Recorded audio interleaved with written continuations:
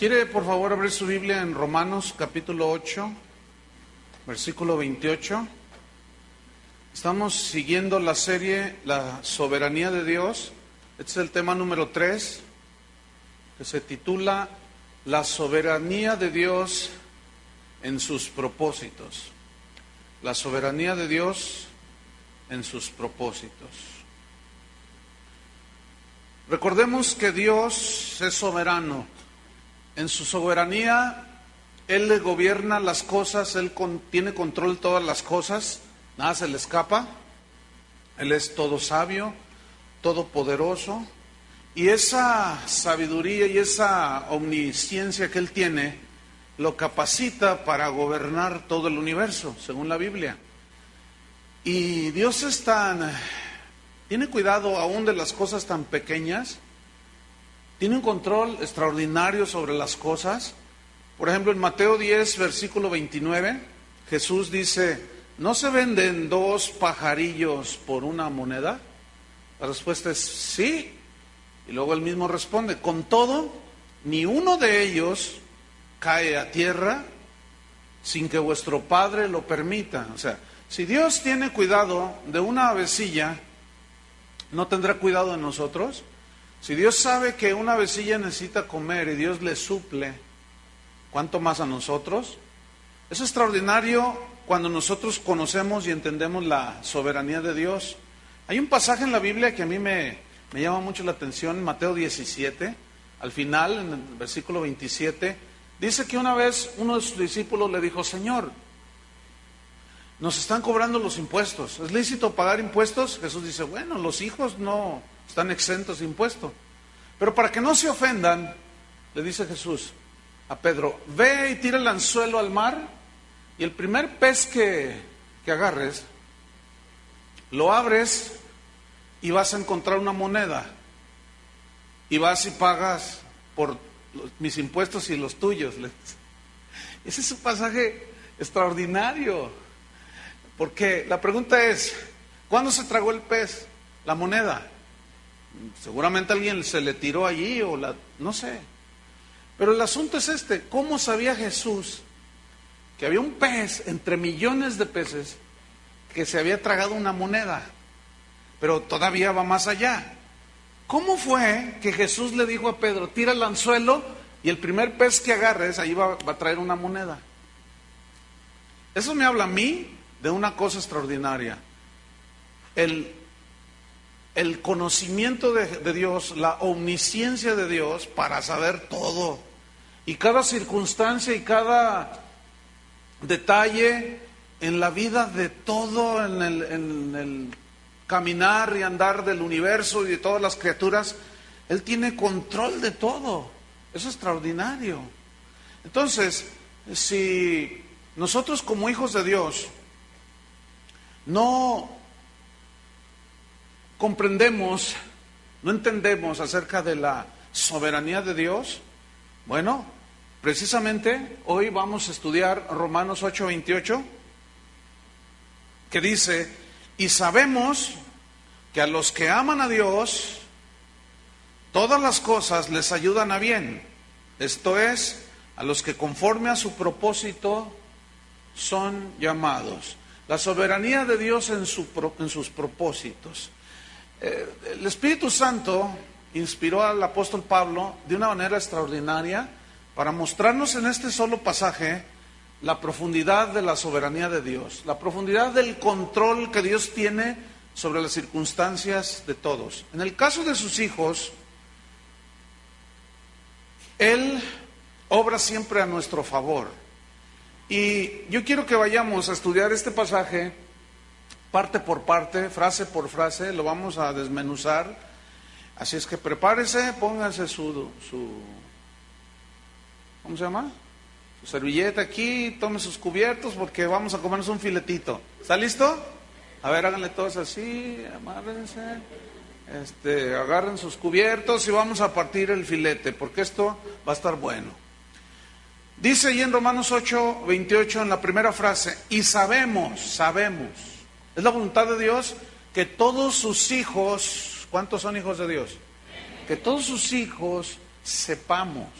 Sepamos que esa palabra se tradujo del griego eido, que tiene otros sinónimos y otros, un par de significados más, que son conocer, comprender. Entonces, sabemos, dice Pablo, conocemos, comprendemos. Si sabemos y conocemos el porqué de las cosas, entonces vamos a entender, ¿no es cierto? Entonces, saber, conocer y comprender, saber, conocer y comprender es lo opuesto a ignorar, desconocer y no entender. Si tú ignoras y no conoces por qué Dios hace las cosas, por qué Dios permite ciertas cosas, entonces si tú ignoras, desconoces, pues no vas a entender. Y al no entender que Dios es soberano para hacer las cosas como Él quiere, de la manera que Él quiere, a la hora que Él quiera y cuando quiera.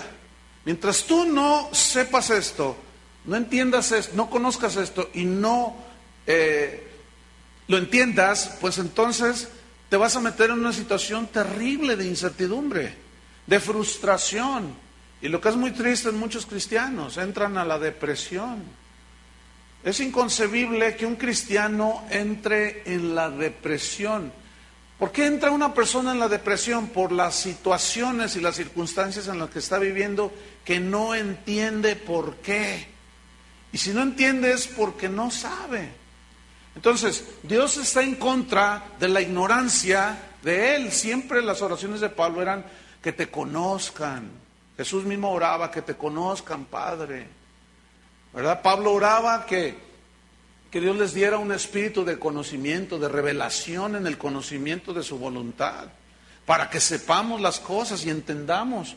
Entonces, nosotros, a medida que vamos sabiendo, conociendo y comprendiendo, nos vamos dando cuenta de que la soberanía de Dios, en la soberanía de Dios podemos descansar totalmente. Hay una historia que a mí siempre que la menciono o la leo, me bendice tanto y no cansa de bendecirme. Es la vida de un joven llamado José. Había una familia de una docena de hermanos y de pronto agarran al peque de la familia, al chiquillo de la familia, el más pequeñito, y lo venden. Imagínate que tú llegas a tu casa y ¿dónde está el bebé? Ya lo vendimos, mamá. ¿Te imaginas? Vendieron al peque de la familia.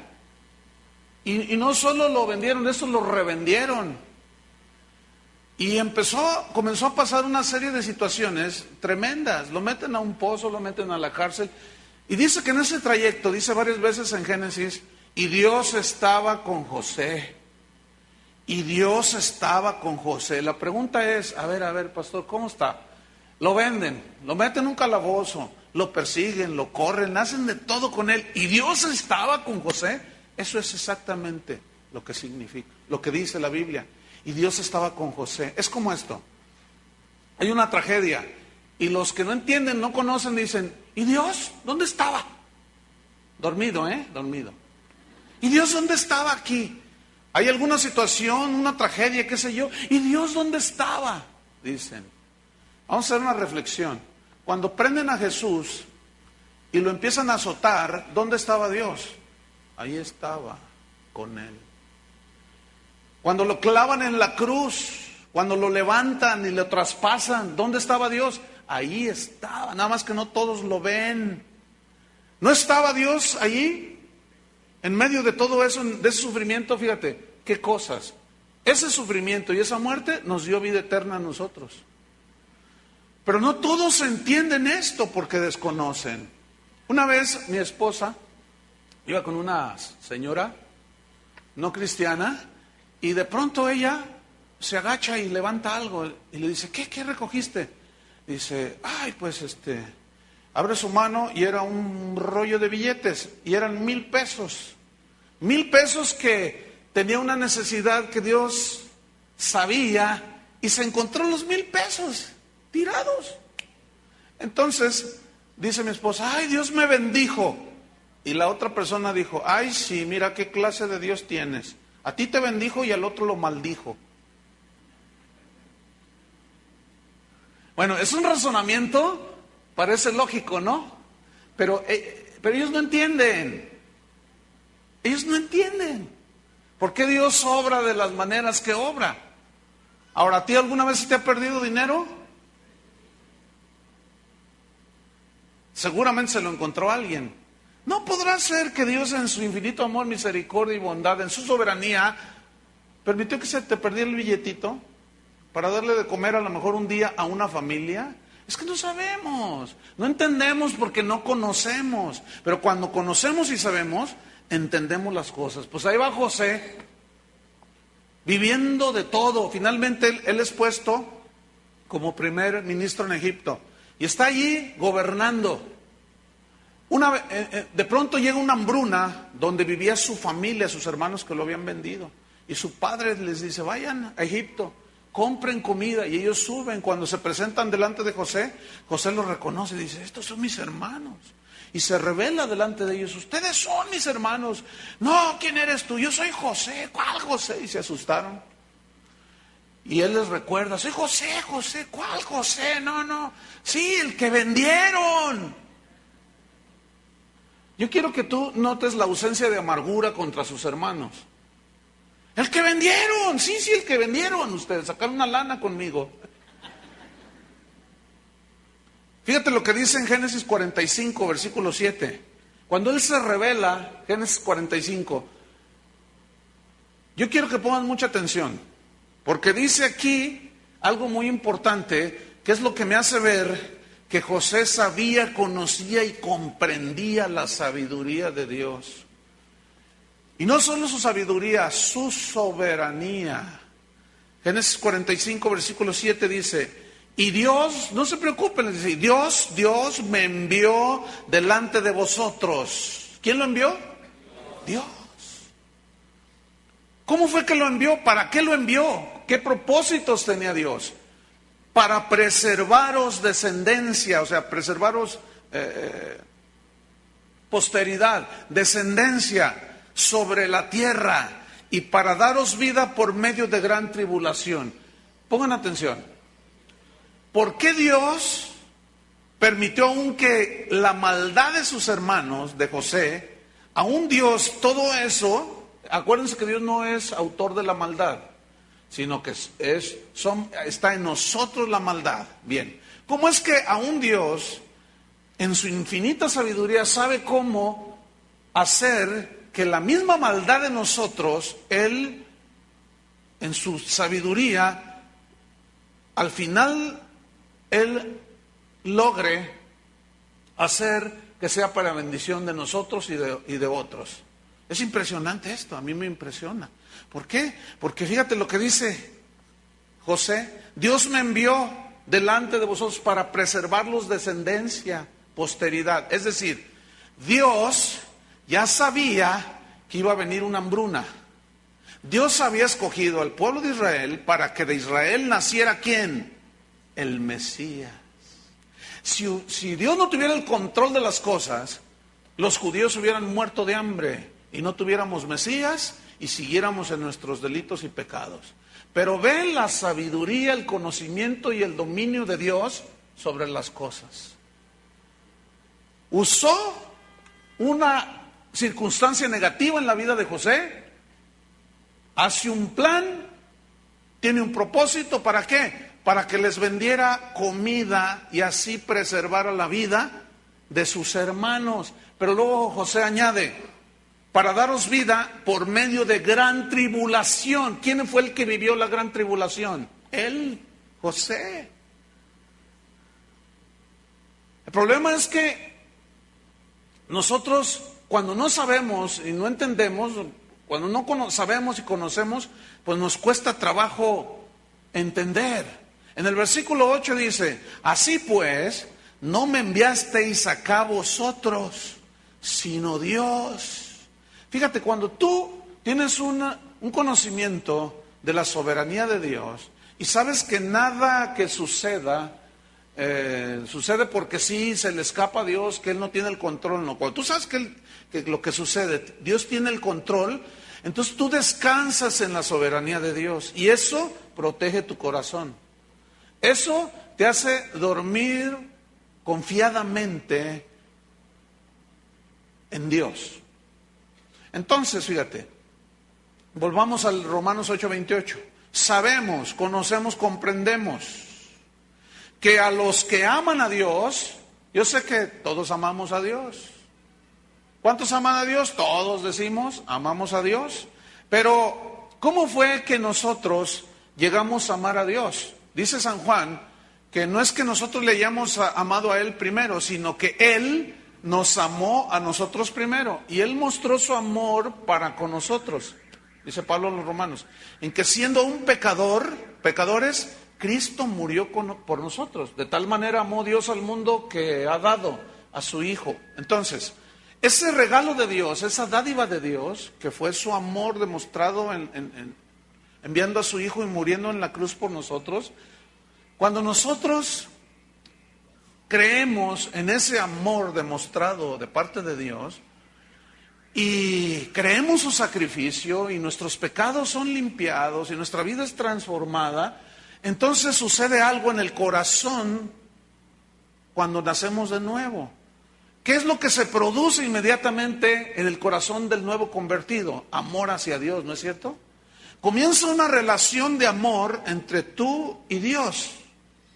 Pero no porque tú lo hayas amado primero, sino que Él nos amó primero.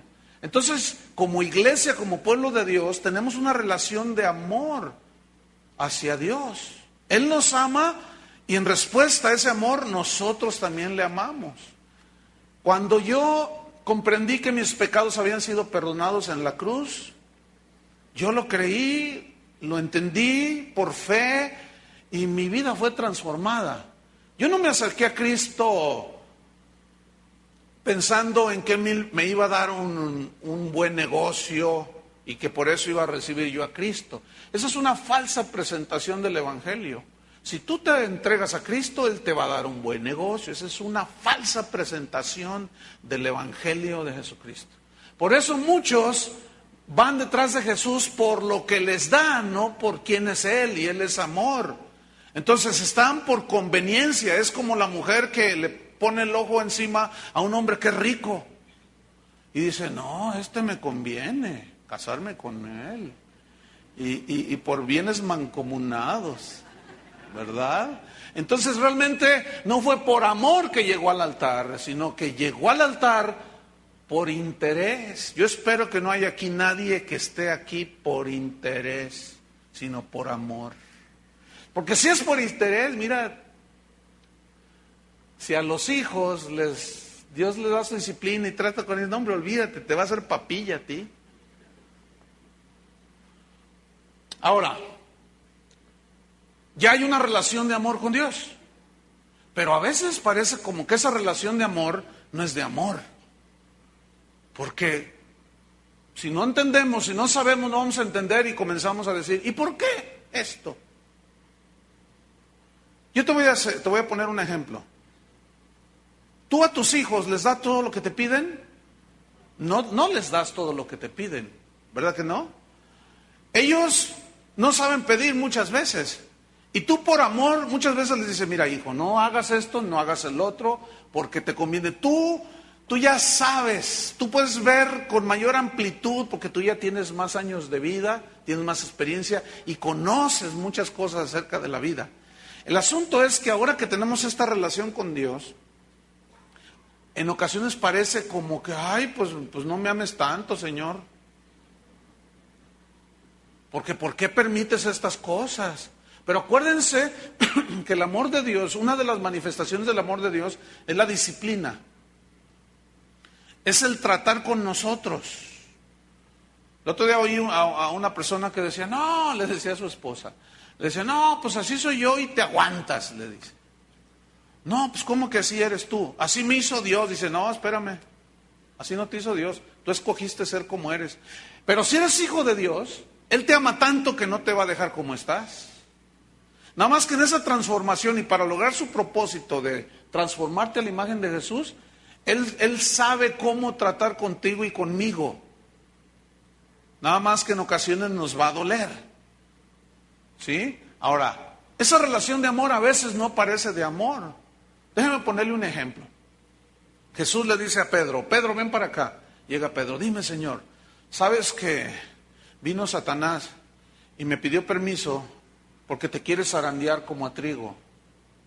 Y yo ya les expliqué que en aquellos tiempos zarandeaban el trigo, lo golpeaban en el suelo para que soltara el grano, el fruto. Entonces Pedro le dice, ¿y? Dice, no, pues le di permiso. No, pero, ¿cómo que? Dice, mira Pedro, en otras palabras, ¿no? Parafraseando el pasaje. Mira, hay muchas cosas en ti que no me gustan. Eres autosuficiente, confías mucho en ti, te crees mucho. Y sabes una cosa, yo te voy a enseñar a ser humilde. Yo te voy a enseñar a que confíes en mí, porque en tu confianza, fracaso tras fracaso. Pero si tú aprendes a confiar en mí y a imitarme a mí y a ser como yo te voy a hacer un hombre tremendo. Pero no, Señor, mira, Pedro, tranquilo. Yo le di permiso a Satanás. Te va a poner una zarandeada. Pero no te preocupes, le dice. Yo he rogado que tu fe no falte. Hasta la muerte me voy contigo, Señor, y yo que no sé qué. Eso es lo que no me gusta de ti. Eso es lo que no me gusta. No, pues piensa lo que pienses, Señor. Yo estoy dispuesto a dar mi vida hasta la muerte. Ok, está bien, mira. Me vas a negar 3 veces, va a cantar el gallo. No, yo negarte jamás. Llegan, lo prenden a Jesús y saca la espada y ¡fum! Les vuela la oreja a un hombre. Guarda la espada, Pedro. Ay, no me gusta eso de ti.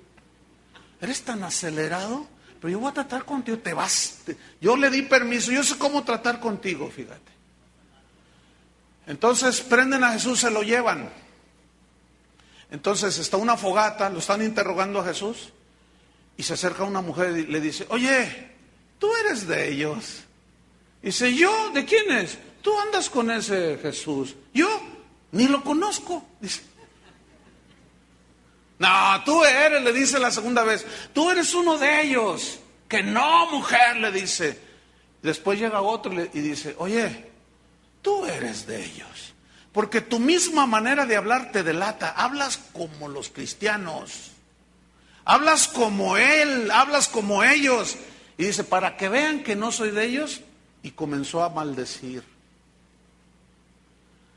Y oyó que cantó el gallo.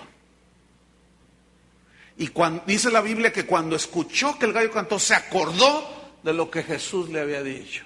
Dice que salió de allí y lloró amargamente. Y esa frase en el griego es, tuvo un dolor tan profundo de haberle fallado a Jesús, que lloró tan amargamente, pero era a llanto y a grito abierto su arrepentimiento que estaba él experimentando, la humillación que estaba pasando, el quebrantamiento que estaba pasando en ese momento. Hay una película que plasmó ese pasaje de la Biblia de una manera muy, muy certera, a mi juicio.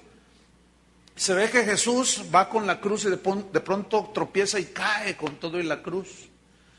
Entonces, cuando Jesús se está levantando con su rostro ensangrentado, él levanta sus ojos y ve así, en un rincón por allí en la calle, en una casa, que Pedro está llorando. Y cuando oye que va pasando y cae Jesús, Pedro levanta la vista y Jesús está en el piso y levanta la vista y sus miradas chocan una con la otra. Y Pedro llora más en la película. Yo creo que así era. Pero en la mirada de Jesús no era de condenación, no era de juicio. Era una mirada de amor. Como diciéndole, mira, lo que estoy haciendo es por ti. No me gusta cómo estás. No me gusta cómo eres. Y por eso estoy haciendo contigo lo que estoy haciendo. Por eso permitió que Satanás lo zarandeara. Clavan a Jesús. Sepultan a Jesús. Resucita a Jesús. Y se les aparece a los discípulos. Y le llama, Pedro, ven para acá. Y ahora dice, sí, Señor, sí, dime. Dice, Pedro, ¿me amas? Dice, sí, Señor, te amo. Cuida, apacienta mis corderos, le dice. Le vuelve a llamar al rato. Pedro, ven, dime, Señor, ¿me amas? Señor, Tú sabes que te amo, yo te amo, Señor. Apacienta mis corderos, le dice. Viene una tercera vez y le dice, Pedro, ven. Pedro, ¿me amas? Y Pedro se siente mal. Se descorazonó todo. Porque su afirmación, su respuesta es la siguiente: Señor, tú lo sabes todo, tú sabes que te amo. O sea, así como diciendo, no cree en mí, Jesús. ¿Cuántas veces negó Pedro a Jesús? ¿Cuántas veces le dijo, me amas? Una por cada negación, una afirmación. ¿Qué estaba haciendo Jesús con el hombre, uno de los hombres que transformaron el mundo de aquel entonces, con el mensaje de Jesús? Tratando con él de una manera tan soberana. ¿Por qué no trató así con Juan el apóstol? Solo Dios sabe por qué. Pero parecía entonces que no era una relación de amor, pero era por amor que Dios estaba permitiendo esas cosas en la vida de Pedro. Entonces dice, y sabemos, volviendo a Romanos 8:28, y sabemos, conocemos, entendemos que a los que aman a Dios, ¿qué? Fíjate qué interesante, ¿eh? Que a los que aman a Dios, todas las cosas, esta frase en el griego incluye circunstancias y acontecimientos que son buenos, así como circunstancias y acontecimientos que son malos. Todas las cosas incluye cosas buenas y cosas malas. Incluye personas buenas, incluye personas malas.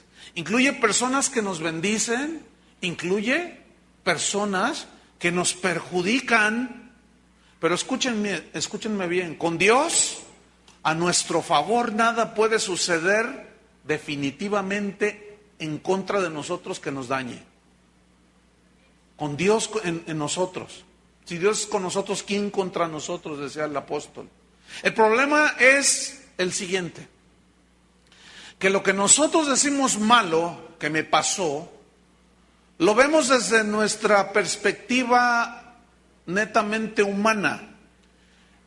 Pero si sabemos, si conocemos y entendemos que Dios es soberano y que Él gobierna y que nada se le escapa, si tiene cuidado de un pajarillo, también tiene cuidado de mis circunstancias y de mi vida. Entonces, si yo entiendo, entiendo que la soberanía de Dios tiene todo en control y que si Él permite algo malo, entre comillas esto malo porque, repito, eso malo lo vemos desde nuestra perspectiva humana, ¿sí?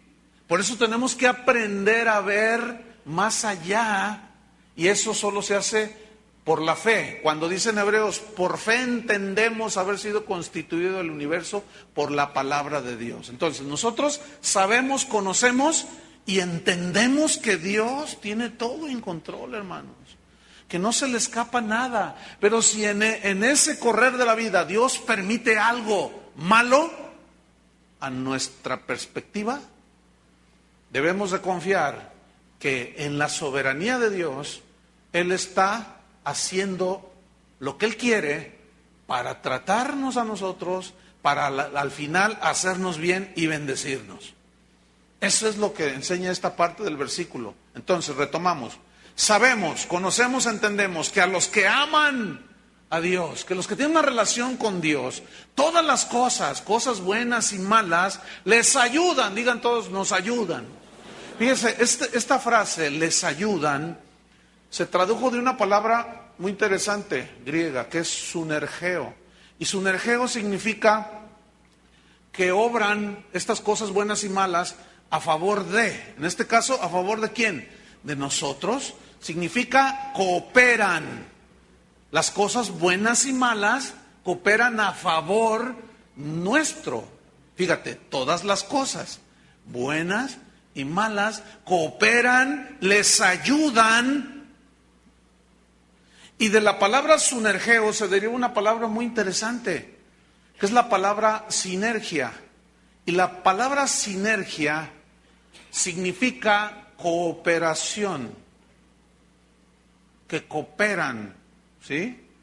Pero yo busqué la definición de sinergia y encontré la siguiente definición. Dice el diccionario que sinergia, escuche bien, es la acción de dos o más elementos cuyo efecto de esa acción es mayor cuando trabajan en conjunto esos elementos que cuando están individualmente. Otra vez, la sinergia es la acción de dos o más elementos cuyo efecto es mayor, es superior cuando estos elementos trabajan en conjunto que cuando operan individualmente. Déjeme ponerle un ejemplo. La sal que nosotros tenemos en la mesa está formada de dos elementos, de sodio y de cloro. Bueno, esos dos elementos químicos por sí solos son veneno. Usted cómase o tome pequeñas cantidades de cloro así puro y usted se está envenenando. Lo mismo del sodio. Pero escuchen bien, ustedes saben que la sal existe ya en las salinas y nada más extraemos la sal. Pero fíjense lo que hizo Dios. Qué interesante. Esa es la sinergia. El cloro y el sodio los unió, dos elementos químicos, y se produjo de algo venenoso, algo dañino, produjo algo bueno. Eso es la sinergia. Eso está muy interesante. Y me llama la atención que Jesús dijo, ustedes son la sal de la tierra. Ustedes son la sal de la tierra. La sal tiene infinidad de cosas y de propiedades muy importantes. En la Biblia, de las más importantes propiedades que se le atribuían y que se usaba era para preservación de los alimentos. Entonces la sal preserva nuestra vida espiritual. Pero ¿cómo es que preservamos la vida espiritual si no hay una sinergia? Escúchenme bien, porque aquí entramos en un punto profundo.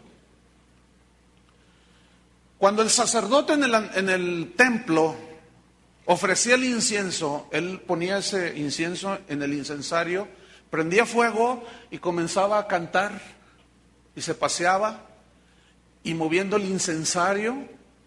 Y al quemarse el incienso, producía un perfume de olor muy agradable, muy dulce. Entonces, el perfume llenaba la casa de Dios.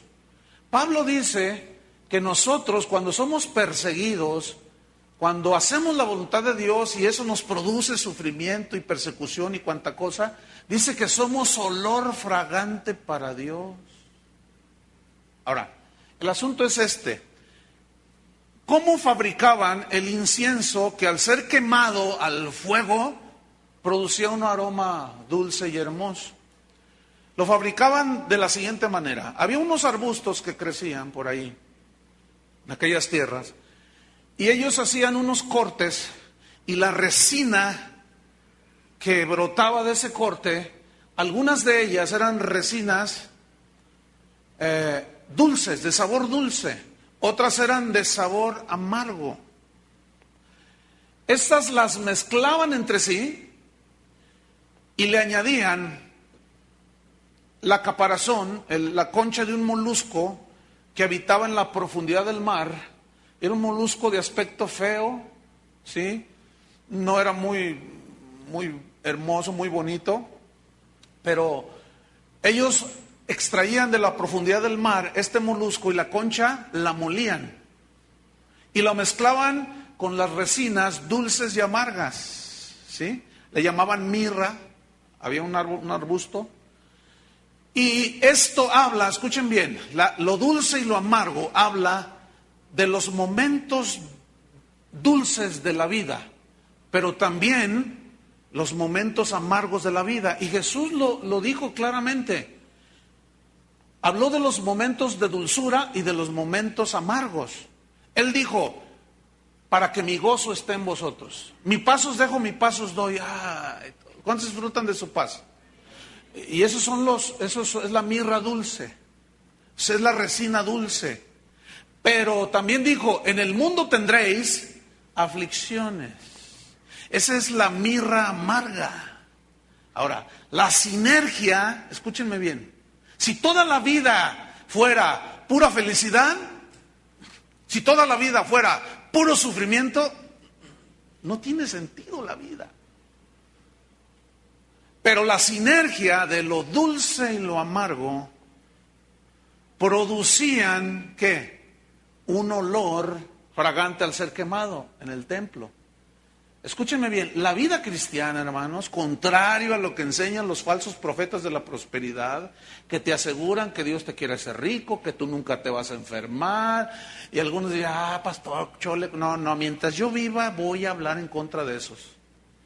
Porque nomás engañan a la gente, porque la vida cristiana no consiste en lo que ellos dicen que es.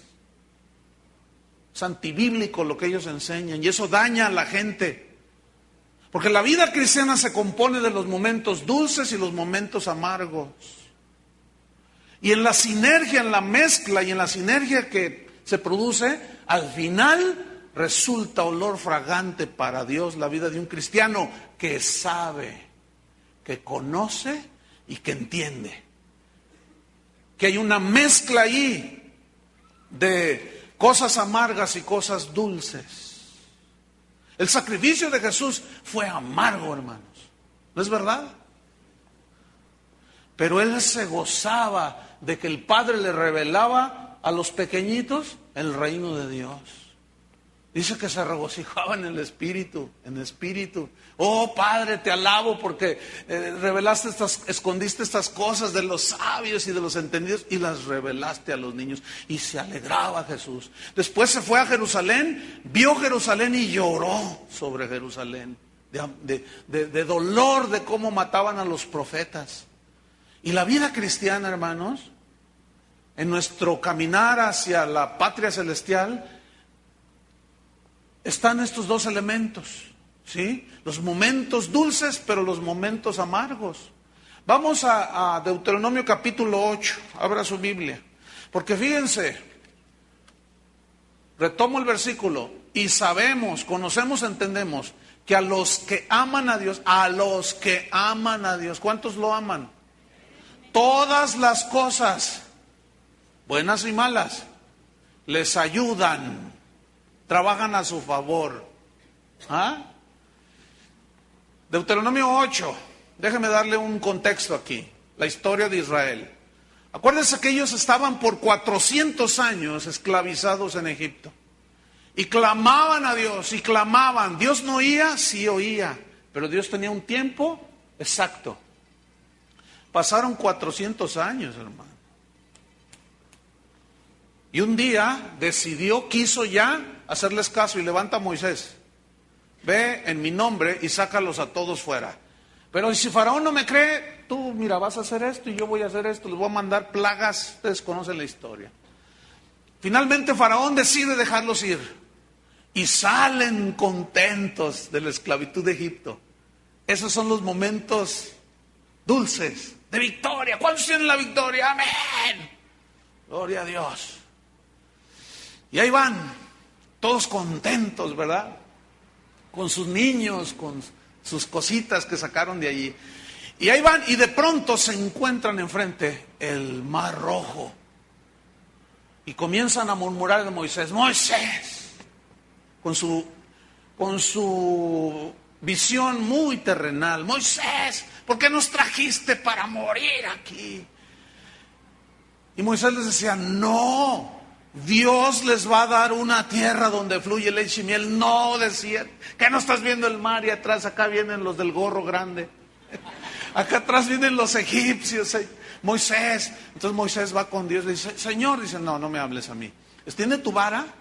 Y ahí va Moisés y extiende la vara y se abre el mar.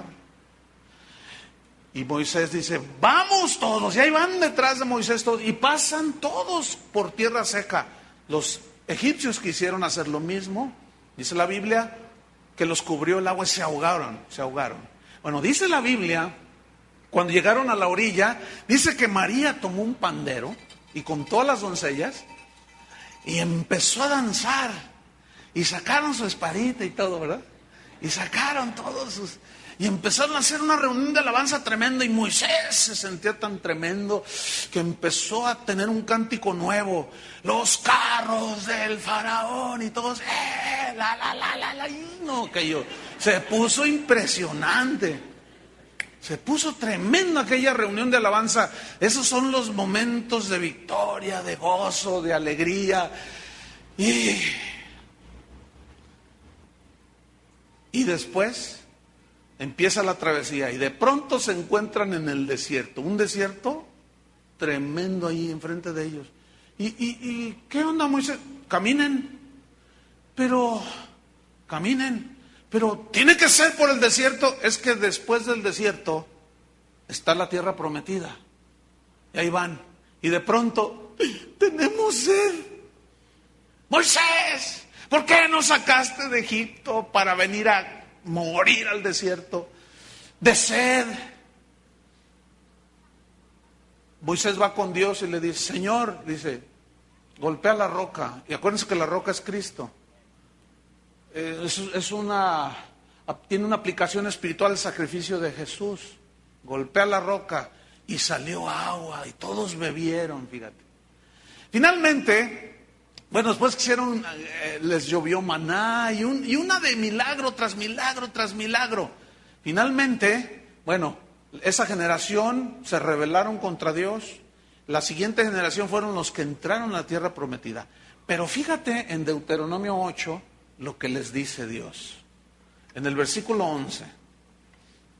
Dice, ten cuidado de no olvidarte de Jehová tu Dios. Pregunta, ¿habrá gente que se olvide de Dios? Sí. Apenas se le multiplica poquito el negocio y ya se olvidó de Dios.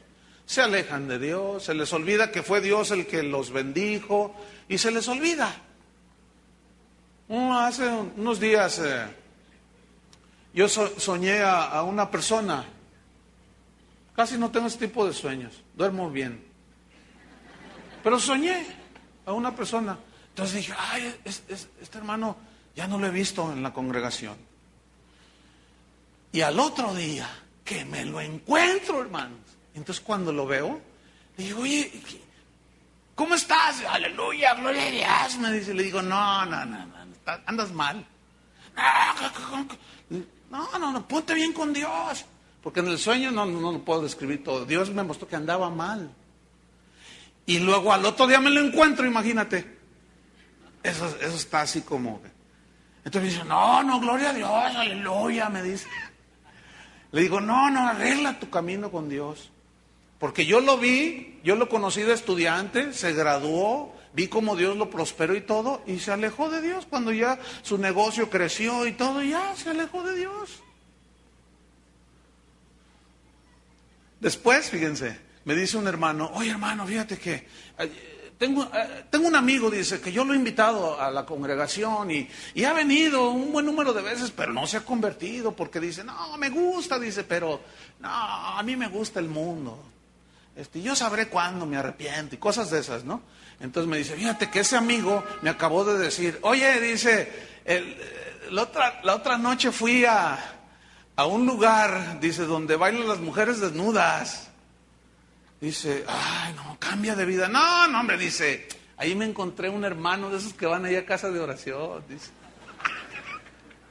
Dice, no, ¿cómo? Dice, sí. Y que le dice quién era. ¿Quién creen que era? El que soñé yo. Fíjate nomás, se olvidan de Dios, hermano. Se olvidan de todas las misericordias que hizo. Por 30 monedas de plata. Cuídate de no olvidarte de Jehová tu Dios para que no suceda. Escuchen, aquí viene el peligro de nada más, fíjate, ver un lado de la verdad. Este es el peligro de la prosperidad. Para que no suceda que comas y te sacies. Momentos dulces, satisfacción, ¿verdad? Yo compro lo que sea, pues tengo. Y edifiques buenas casas en que habites. Eso es prosperidad. Buenas casas en que habites. Ya no tenía una, sino varias casas. Y tus vacas y tus ovejas se multipliquen. ¡Wow! Eso es abundancia, ¿no es cierto? Y tu plata y tu oro se multipliquen. Eso se llama bonanza económica. Y todo lo que tuvieres se aumente. ¡Ay! Eso es bendición material, ¿no es cierto? Versículo 14. No sea qué, dice. Y se enorgullezca tu corazón. Se enorgullezca tu corazón. Y te olvides de Jehová tu Dios. Te olvides de Jehová tu Dios, que te sacó de Egipto, de casa de servidumbre. Versículo 15, escuchen, porque esto es cuando ya después de que ellos llegaron a la tierra prometida, les dice, que te hizo caminar por desierto grande y espantoso. Yo quiero que pongan atención a la sinergia de Dios.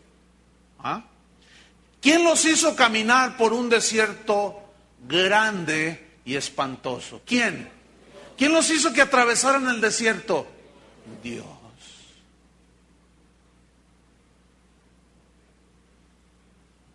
¿Y en el desierto? Bueno, pues no hay muchas cosas. En el desierto ciertamente hay vida, pero es muy limitada esa vida. ¿No es cierto? Normalmente no hay agua. Pueden encontrar un oasis en medio del desierto, pero es escasa el agua. No hay mucho alimento, no se puede sembrar nada, no hay árboles frutales, no hay nada casi.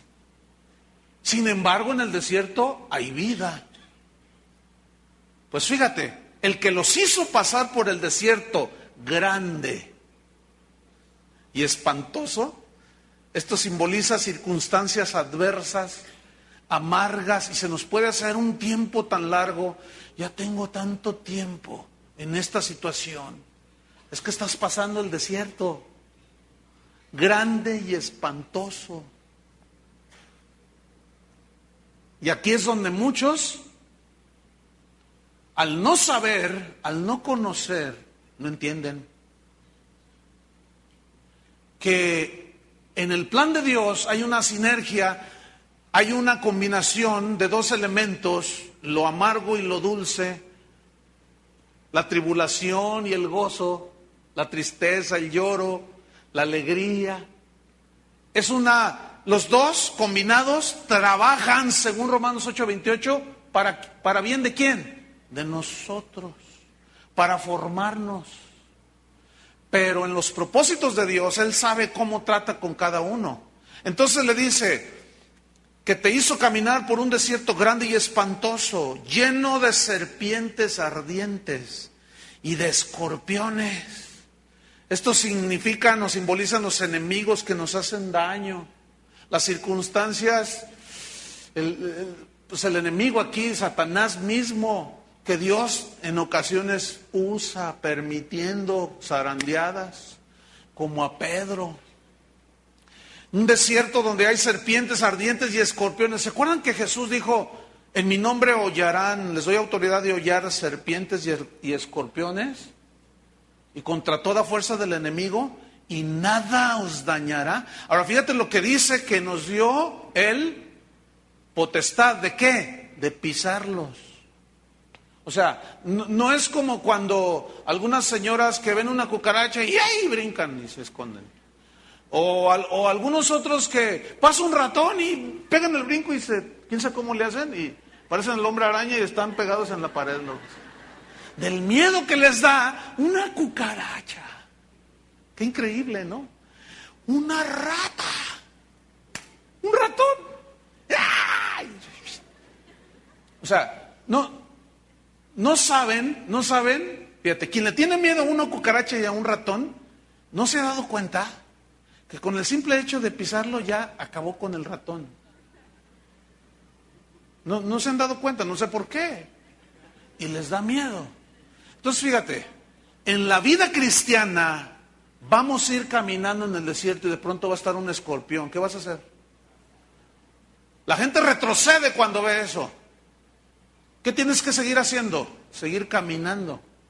Y vas a tener que pisar serpientes y escorpiones. Y eso no es agradable, o sea, te vas a enfrentar a ellos, pero tienes la autoridad. Te vas a enfrentar a las tentaciones, de Satanás. ¿A dónde llevó el Espíritu Santo a Jesús para ser tentado? ¿A dónde lo llevó? Al desierto. Díganlo, ¿a dónde? Al desierto. Pero nosotros queremos estar siempre en Cancún. Queremos siempre estar en Puerto Vallarta. Queremos estar siempre a la orilla de la playa, así muy, muy quieto, y una palma así, en una hamaca acostados, tomándote una piñada. No, y la vida, hermanos, Jesús lo dijo claramente, que el que oye la palabra de Dios y el que no la oye, a los dos les llegan los vientos huracanados y golpean contra la casa. Pero unos se mantienen en pie y otros no. Entonces imagínate, cuando alguien es expuesto a un evangelio donde nada más te presenta un lado de la verdad, todo es victoria, todo es aleluya, gloria a Dios, todo es prosperidad, el cristiano no se debe de enfermar, el cristiano quién sabe cuánto, y eso no es verdad, siempre. ¿Están entendiendo? Ese tipo de personas que se ponen ese evangelio torcido, a las primeras del desierto, son los apóstatas esos. A mí no me dijeron que se trataba de esto. A mí me dijeron que si yo seguía a Cristo, iba a tener un negocio grande, iba a tener carros y casas. Me mintieron.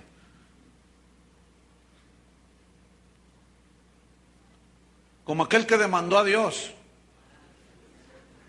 Ya saben de esa demanda que le pusieron a Dios. Ha habido dos. Una se hizo famosa, una demanda. La otra no fue tan famosa. Pero resultó de una persona que demandó a Dios porque dijo, Dios me engañó porque yo creí lo que Él dijo ahí en la Biblia.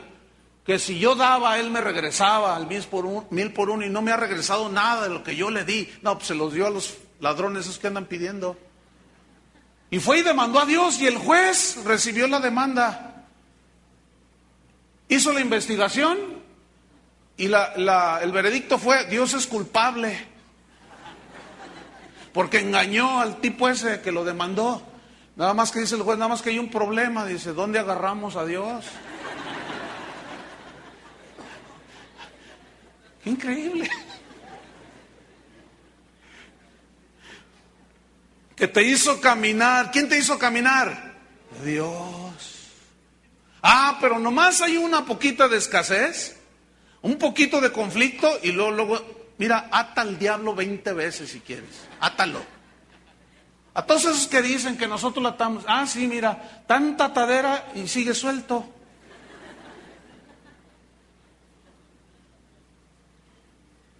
Que muchas veces, la mayoría de las veces, es Dios tratando con nosotros. ¿No es cierto? ¿Quién provocó la tormenta en el barco cuando Jonás iba allí en la barca? ¿Quién preparó la barca? ¿Quién preparó el pez? ¿No fue el diablo? ¿Qué más dice aquí? Te hizo caminar por un desierto grande, espantoso, lleno de serpientes, ardientes, de escorpiones. No había, dice, y un desierto y de sed, dice, donde no había agua. Fíjate, escasez de lo mínimo. Un desierto donde no había agua. El agua es un elemento indispensable. Imagínate. Y esto habla de escasez de lo mínimo. ¿Alguna vez has estado con escasez de lo mínimo? ¿Saben lo que es estar escaso de lo mínimo? Pablo lo dijo, yo sé tener abundancia, sé tener escasez. Escuchen, por todo, fíjense la sinergia, Las cosas dulces, sé tener abundancia, las cosas amargas, sé tener escasez. Por todo y en todo estoy enseñado, así como para tener abundancia, momentos dulces, como para padecer necesidad. Todo lo puedo en Cristo que me fortalece. La sinergia. ¿Por qué Dios a veces nos tiene en el mínimo? ¿Por qué? Él está tratando con nosotros. Con lo mínimo, agua. Y les dio agua. Y luego dice, que te sustentó con maná. El maná caía cada día. ¿Se acuerdan? Esto habla de que solo del pan necesario en ocasiones vamos a estar. Cuando una vez Jesús estaba allí con sus discípulos y uno de ellos le dice: Señor, enséñanos a orar, enséñanos a orar. ¿Quieren aprender a orar? Sí, miren, cuando oren, no sean como los que no conocen a Dios, que piensan que no usen vanas repeticiones, ¿verdad? Así como si fueran fórmulas, ¿verdad? No. Ustedes cuando oren, oren de esta manera: Padre nuestro que estás en los cielos, santificado sea tu nombre. De pronto llega una parte donde dice: danos hoy una cuenta de $1,000,000 para asegurar nuestro futuro. Escuchen bien, ¿por qué oró Jesús? Danos hoy nuestro pan de cada día. ¿Cada cuándo caía el maná en el desierto? Cada día. Y cuando querían ellos almacenar para no tener que ir a buscar, se les echaba a perder. ¿Qué estaba enseñándonos ahí Jesús? A depender cada día de Él. Hay un peligro en la prosperidad, No sea que se te aumenten las vacas, no sea que se te aumenten las casas, no sea que se te aumente, te sacies y diga, ay, se enorgullezca tu corazón y te olvides de dónde te sacó Dios. Yo he visto a muchas personas cómo se viene abajo su negocio. Hay un hombre, no sé si esté aquí, él me lo contó, dice: hermano, yo era millonario, de veras, yo era millonario, dice. Y Dios me quitó todo, dice. Pero le doy gracias porque a través de eso lo conocí. Y hoy no tengo nada, dice. Me quedé en ceros. Pero mira qué contento estoy y qué feliz, pastor. Porque si bien ya no tengo todo aquello que me alejaba de Dios, cuando me vi sin nada, Dios usó eso, dice, para acercarme a Él. ¿Tuvo entendimiento este hombre? ¿Conoció y tuvo entendimiento? Que te hizo caminar por desierto grande y espantoso. No había agua y les dio agua. Suplió su necesidad mínima. No había pan y les dio maná. Y luego dice en el versículo 16, afligiéndote. Esta palabra viene del hebreo aná, que significa humillar, quebrantar. Y es un quebrantamiento que produce sufrimiento. En otras palabras, te humilló y te quebrantó para enseñarte a depender solo de Él, para enseñarte que no solo de pan vivirá el hombre, sino de toda palabra que sale de la boca de Dios. Ay, hermanos, ¿cuánto tenemos que aprender, no es cierto? Entonces, escuchen, aquí es donde está la sabiduría de Dios revelada para nosotros. En la sinergia de Dios, Él sabe cómo combinar las pruebas con los momentos de victoria. Él sabe por qué lo hace y cómo lo hace, fíjate. Finalmente en el versículo, al final dice, afligiéndote y probándote para la postre, ¿qué? Hacerte bien. Esa es la sinergia de Dios. En la versión Dios habla hoy, en la última parte del versículo 16 dice, lo hice para el bien de ustedes, para bendecirlos a fin de cuentas, dice. En la Biblia interlineal del griego se lee así, para después de todo, hacerte feliz. En la Biblia latinoamericana dice, Torá, que es el libro de los judíos, los 5 libros del Pentateuco. En la Torá, que es el libro de los judíos, los 5 libros del Pentateuco, dice, para después de todo, hacerte feliz. Entonces, la sinergia, escuchen bien, la aflicción, la sinergia de Dios, usará la aflicción, usará el momento dulce, la escasez, la abundancia, la enfermedad, el sufrimiento, las lágrimas, el gozo. Porque Dios en su soberanía usará cualquier cosa para tratar con nuestro corazón. Porque el propósito de Dios es hacernos a su imagen y semejanza. Y finalmente bendecirnos. ¿Sabes? Que cuando te mueras no te vas a llevar nada. Ni tu traje preferido, ni tus zapatos favoritos. A lo mejor te entierran con ellos.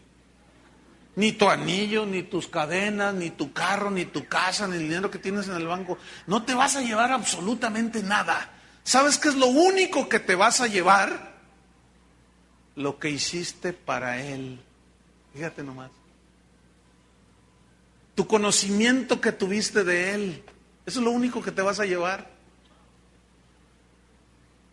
Fíjate, cuando alguien está a las puertas de la muerte, puede ser alguien pobre, pero puede ser alguien rico. Y los dos están en la misma situación. No se van a llevar nada. ¿No es cierto?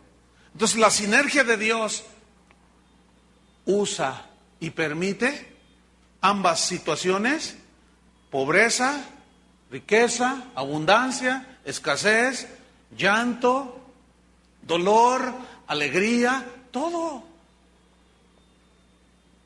Retomamos Romanos 8:28, y sabemos que los que aman a Dios, todas las cosas buenas y malas ayudan, obran a favor en la sinergia de Dios, a bien.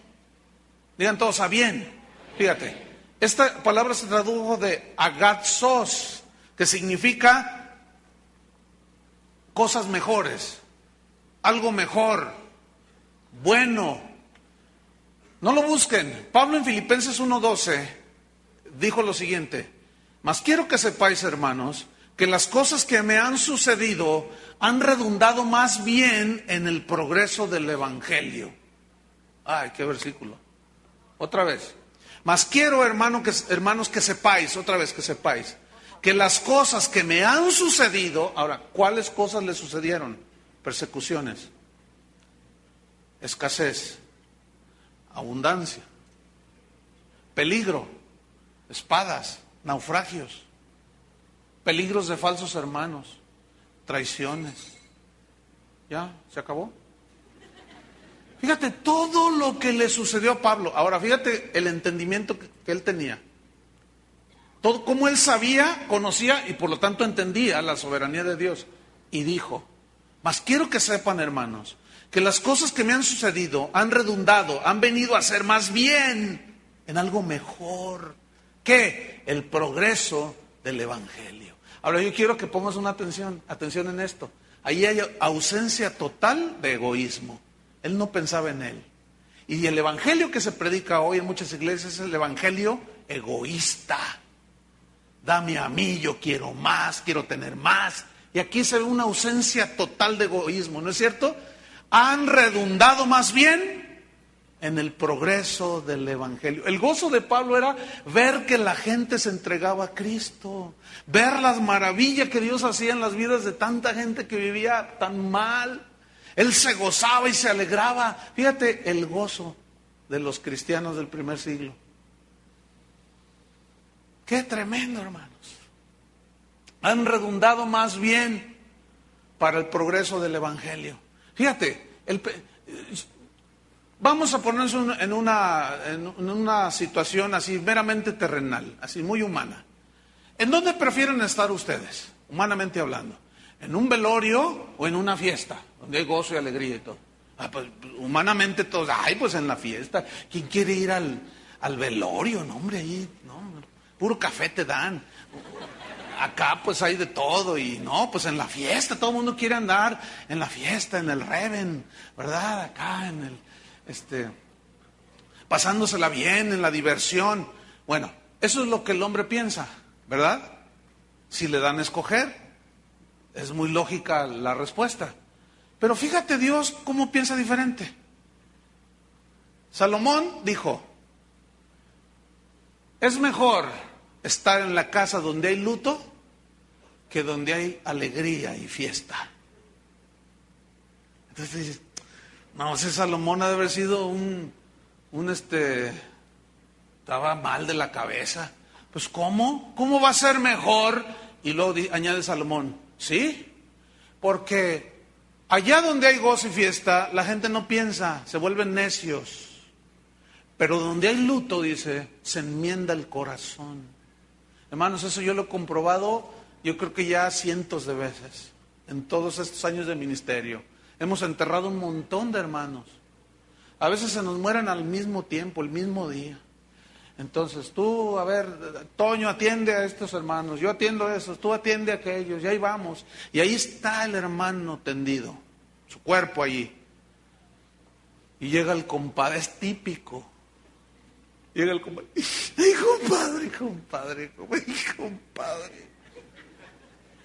Entonces ya te los ves, ¿no? Dices, no, es el compadre, ¿no? compadre, que ando, mira nomás, tú sí arreglaste tu vida, compadre. Y ahora estás con Dios y yo no. En la fiesta, mira, después paso a dar una palabra, un mensaje. No, hombre, la gente está, sí, todos así, y todos diciendo sí, sí. Todos dicen que sí. Y si tú les dices, arrepiéntete y busca al Señor, sí, dicen. ¿Cuándo? Dime, tú vas a una fiesta donde están toda alegría y tú les dices, ¿sabes que un día vas a rendir cuentas? Sí, hombre, ven y échate otra. Ya hablaremos de eso entonces, dicen. Fíjate cómo Dios piensa tan diferente a nosotros. Entonces, si Dios ve diferente las cosas y dice que donde hay luto, el corazón se enmienda, para nosotros cuando se nos muere alguien, un ser querido, pues es la tragedia de tragedias. Y para Dios no. Porque resulta que dice la Biblia que estimada es a los ojos del Señor cuando se mueren sus hijos. ¿Tú no quieres tener a tus hijos siempre contigo? ¿Tú crees que Dios no quiera tener a sus hijos? ¿Cuántos son sus hijos? Siempre con Él. Y en Isaías dice, nadie entiende que cuando muere el justo es quitado de la aflicción. Casi nadie entiende. Cuando se murió mi padre, pues llegaban algunos hermanos y otros que no son cristianos así conocidos y lloraban más que yo. Y que quién sabe qué, y que no sé. No, sí, pero mira, él está mejor que tú y que yo. Sí, mira, él ya no sufre, ya no llora, ya no siente así dolores, pues, porque él está con el Señor. ¿Te imaginas? Él está con Dios. Él está mejor que tú y que yo. Los hijos de Dios que han muerto están mejor que tú y que yo. Mira, tú todavía tienes que venir a la iglesia para aprender que Dios tiene para mí en tanto que me llama. Entonces, cuando sucede algo, que se va un ser querido, ¿qué? ¿Que no tendrá Dios todo en control? Pero si no sabemos, si no conocemos, no vamos a entender. ¿Por qué Dios permite las cosas? Escúchenme bien, esto es muy común. Cuando muere un cristiano, el día del velorio o posterior, se convierte toda la familia, se entrega el borracho del compadre, se entrega un montón de gente. Tú dices, ay, mira, ¿se acuerdan? Este principio está ahí en la Escritura con la vida de Jesús, cuando dijo, si el grano de trigo no cae en tierra y muere, no lleva fruto, pero si muere, lleva mucho fruto. Estaba hablando de su muerte y sacrificio y su muerte. ¿Su muerte qué trajo? Te trajo vida, fíjate. Algo negativo. ¿Entienden? Entre comillas. Doloroso sí, pero a la postre, hacernos bien. Hermanos, yo sé que muchos de ustedes están sufriendo. Algunos no tienen trabajo. Otros están en una situación difícil familiar. ¿A poco crees que Dios ya perdió el control? ¿Por qué más bien no pensar que en la sinergia de Dios, Él en su sabiduría va a usar cualquier cosa, aún de nuestros errores, hermanos? Si somos hijos de Dios. Por eso dice, terminando el versículo, Romanos 8:28, y sabemos, conocemos, entendemos, que a los que aman a Dios, somos nosotros, los que tenemos una relación de amor con Dios, todas las cosas, buenas y malas, personas que nos agreden, personas buenas que nos benefician, todas las cosas nos ayudan, obran a nuestro favor en la sinergia de Dios, nos ayudan a bien, surge algo mejor, cooperan a bien. Esto es, dice el final del versículo, aquellos a los que son llamados. Esto es a los que conforme, dice al final del versículo, a los que conforme a su propósito son llamados. ¿Al propósito de quién? De Dios, hermanos. De Dios. Dios tiene un propósito para tu vida. Propósitos. planes que nosotros muchas veces ignoramos.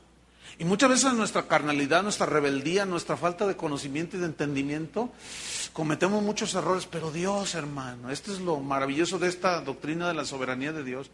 Podemos descansar totalmente en Él, sabiendo que Él no ha perdido el control. Sí, tal vez tu marido, dices, hermano, mi esposo venía a la iglesia y ahora otra vez es un borracho. ¿Qué pasó? Ay, hermana,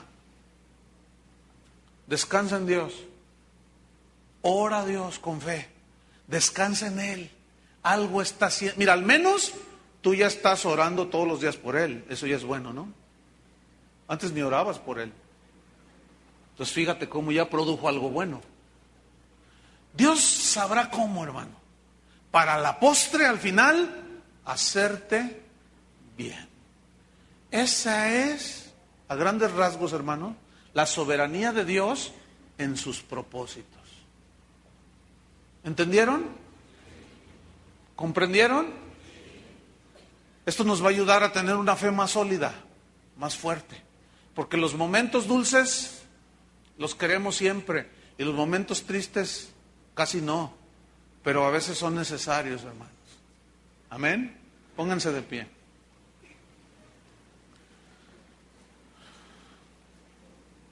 Gracias, Señor.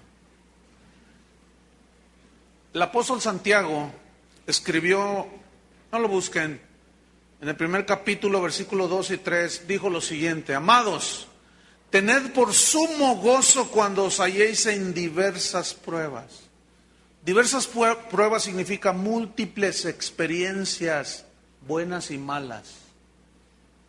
Experiencias en las que Dios te va a meter porque te estará disciplinando tal vez, te está probando tu fe, te metió en una adversidad para que tú aprendas cómo enfrentarla y pisar ese escorpión y estar sobre las circunstancias. Tengan por sumo gozo cuando os halléis en diversas pruebas, sabiendo, dijo, fíjate, conociendo, entendiendo de una manera completa, sabiendo que la prueba de vuestra fe, sí, te afligen esas pruebas.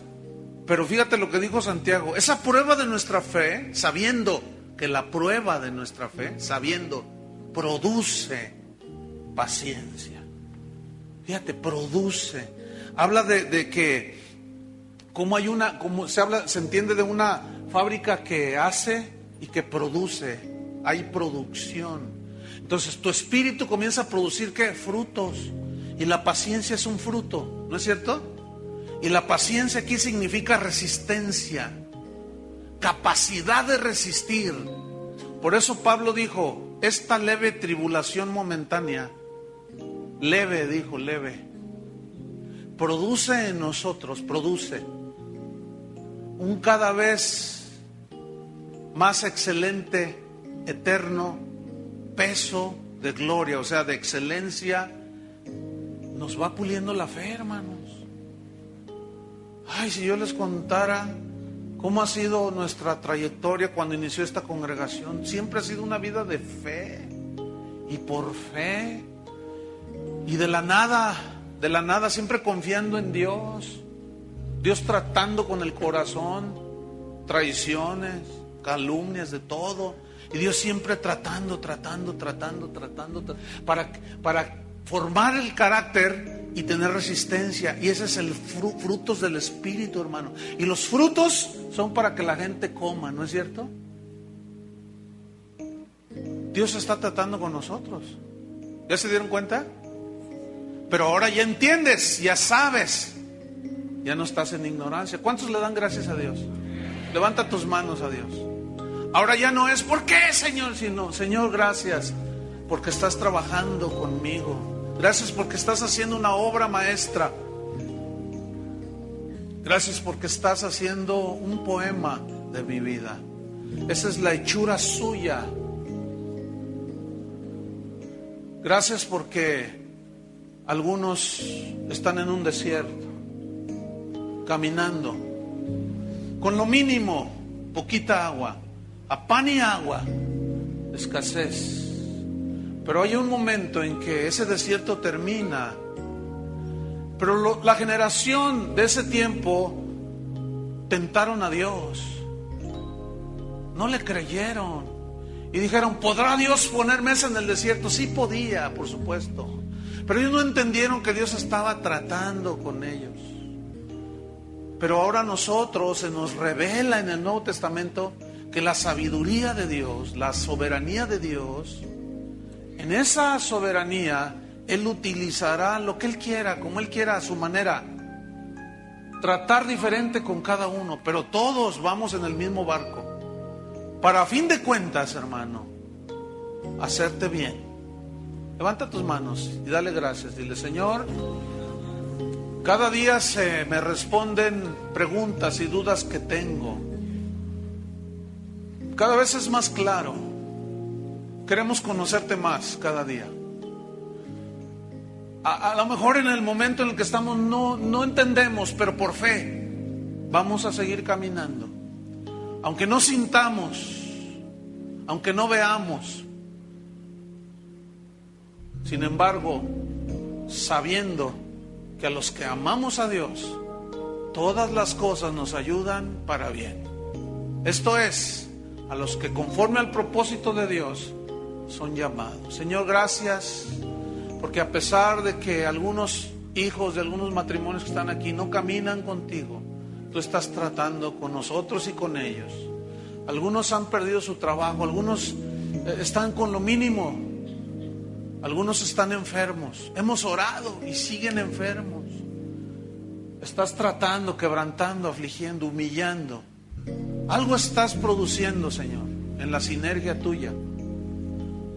Estamos confiados, Señor, en tu soberanía, que si tuviste cuidado de unas avecillas, de unos pececillos, también cuidas de nosotros. Te damos gracias, Padre, en el nombre de Jesús. Amén. Que Dios los bendiga, hermanos.